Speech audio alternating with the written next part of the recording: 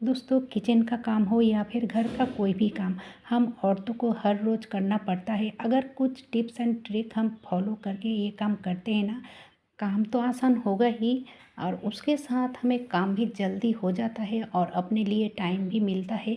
पहली टिप होगी इस तरह की दवाई को लेकर, अगर आपके घर में बच्चे हैं तो इस तरह की दवाई तो आते रहते हैं और हम सब इस तरह से रख देते हैं। जल्दबाजी में हमें जल्दी मिलता भी नहीं है और फिर कभी-कभी क्या होता है कि ये जो उलट जाता है तो दवाई भी अंदर से निकल आता है। तो सबसे आसान तरीका है, इसी में ही रखूँगी, लेकिन कुछ तरीका अलग होगी। ये हर कोई कर सकता है। जैसे कि मैंने यहाँ पे लिया है स्टिक, स्टिक हो या फिर छोटे-मोटे जो लकड़ी होते हैं वो भी आप यूज़ कर सकते हो। आपके पास इस तरह की कुछ भी हो आप उसका यूज़ कर सकते हो। इस तरह से मैंने डाल दिया है और ये देखिए दोस्तों, कुछ इस तरह से मैं दवाई को रखूँगी। तो ये अगर उलट भी जाए ना तो इधर की दवा उधर नहीं होगी। तो हमें याद रहेगी कौन सी दवा किस लाइन में मैं रखा है और हमें ढूँढने में भी बहुत ही आसान हो जाएगी। जल्दबाजी में भी हमें सेकंड के अंदर ही ये इसको निकाल सकते हैं। आप भी इस तरह से रख के देखोगे तो काम ना बहुत ही आसान हो जाती है और आपका कोई टेंशन भी नहीं होगी गिरने की। बहुत ही बढ़िया टिप है। चलिए अब देख लेते हैं अगली टिप। तो अगली टिप होगी किचन से रिलेटेड। तो ये देखिए दोस्तों, जब आप दूध लेते हो ना, क्योंकि दूध तो हर किसी के घर में आते रहते हैं, तो अगर आपके पैकेट की दूध हो या फिर घर के आसपास गाय की दूध हो तो ज़रूर उस दूध को ना छान लेना चाहिए।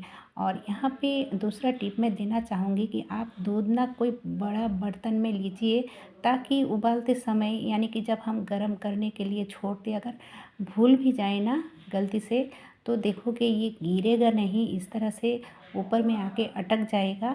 तो ज़रूर कोशिश कीजिएगा कि दूध को आप बड़े ही बर्तन में गरम करें तो ज़्यादा अच्छा रहता है, एकदम से टेंशन फ्री रहता है दोस्तों। क्योंकि बहुत किसी का मैंने देखा है हर रोज़ उबल कर गिर जाता है। तो ये टिप बहुत ही बढ़िया है दोस्तों। चलिए अब देख लेते हैं अगली टिप। अगली टिप है, यहाँ पे मैंने लिया है आधा लीटर करीब पानी और उसमें डाल दिया छोटा सा 1 पाउंड शैम्पू। अब इसका क्या करना है, इस तरह की जो फ्लावर्स हम घर में रखते हैं ना, तो इसको भी क्लीन करना बहुत ही ज़रूरी होता है। क्योंकि अगर सालों साल इस तरह से रख देंगे तो ये इतना गंदा हो जाएगा कि ये देखने में भी अच्छा नहीं लगेगा। और इसको अगर हम टाइम टू टाइम क्लीन करते हैं तो ये कभी भी पुरानी नहीं होगी, एकदम से नई जैसे होकर रहेगा। तो इस तरह की मैंने शैम्पू का यूज इसलिए किया है दोस्तों, क्योंकि शैम्पू में किसी तरह की केमिकल नहीं होता है। और अगर आप डिटर्जेंट से धोना चाहते हो तो धो सकते हो, लेकिन डिटर्जेंट पे केमिकल होता है, इसलिए इसका कलर भी फेक हो सकता है। इसीलिए शैम्पू का यूज करोगे तो ज़्यादा अच्छा रहेगा। और ये जो फूलदानी है उसको भी मैंने इस तरह से धो लिया है। और अगर आप चाहो तो फ्लावर को छुड़ा कर भी धो सकते हो और फिर ऐसे भी कर सकते हो, नहीं छुड़ा के भी आप कर सकते हो। आप देखिए 2-3 बार मैंने नॉर्मल वाटर से धो लिया है। अब इसका कुछ नहीं करना है, जैसे था फिर उसी तरह से मैं इसको सेट कर लूँगी।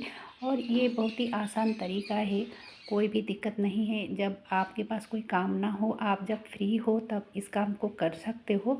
तो सिर्फ सुबह या फिर दोपहर नहीं, इसको आप रात में भी कर सकते हो, क्योंकि शाम के टाइम हमारे पास वक्त होता है। हम ये सब टीवी देखते देखते भी कर सकते हैं दोस्तों। आप जैसे था ना वैसे इस तरह से इसको सेटिंग कर दूँगी। तो चलिए ये बन के यानी कि क्लीन हो चुका है, बहुत ही बढ़िया एकदम से नए जैसे हो चुका है।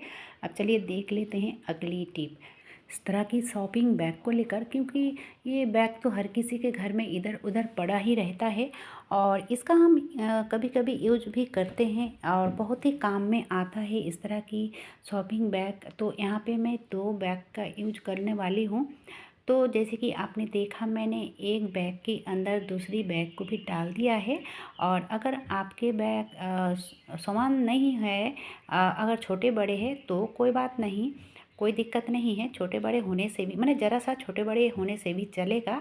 अब देखिए जिस तरफ खुला है उस तरफ खुला ही रहेगा और 3 साइड इसको टाँकना है यानी कि सिलाई करना है। अगर आपके पास मशीन है तो मशीन से आप इसको सिलाई कर सकते हो, लेकिन हाथ से भी बहुत ही आसान है ये सिलाई करना। ये देखिए दोस्तों, और एक बात का ख्याल रख के सिलाई करना पड़ेगा। हम ये कहना चाहते हैं कि दोनों बैग सुई धागे में जिसमें आ जाए उसी तरह से इसको सिलाई करना पड़ेगा दोस्तों। अब देखिए यहाँ पे 3 पॉकेट्स बन के तैयार हो चुका है। अब इसका कैसे इस्तेमाल करना है, जैसे कि किसी के घर में अगर बच्चे हैं तो हम सब इस तरह से इस्तेमाल करते हैं। अलग अलग बैग में अलग अलग चीज़ें रखते हैं बच्चों के लिए, तो बहुत ही अच्छा होता है। लेकिन दोस्तों इस ऐसे अगर करते हैं तो बहुत सारा जगह लग जाता है और देखने में भी अच्छा नहीं लगता है। तो मैं इसका इस्तेमाल करूँगी इस कपड़े को लेकर। आप अगर चाहो तो आप इसको किचन में भी यूज कर सकते हो, या फिर ये देखिए दोस्तों, इस पॉकेट में मैं इस तरह की चीज़ें रख दूँगी ताकि बच्चे के लिए जब हमें ज़रूरत पड़े तो ढूंढना नहीं पड़ेगा। और इस तरह से एक ही बैग के अंदर 3 पॉकेट्स बन के तैयार है। तो 3 तरह के चीज़ें या फिर कपड़े आप रख सकते हो इस तरह से।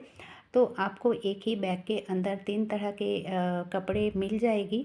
और बच्चे के लिए तो बहुत ही आसान हो जाता है, क्योंकि बच्चे का कोई भी काम हो हड़बड़ी हो ही जाता है, और फिर हमें दिक्कत भी होती है, ढूंढना पड़ता है इधर उधर।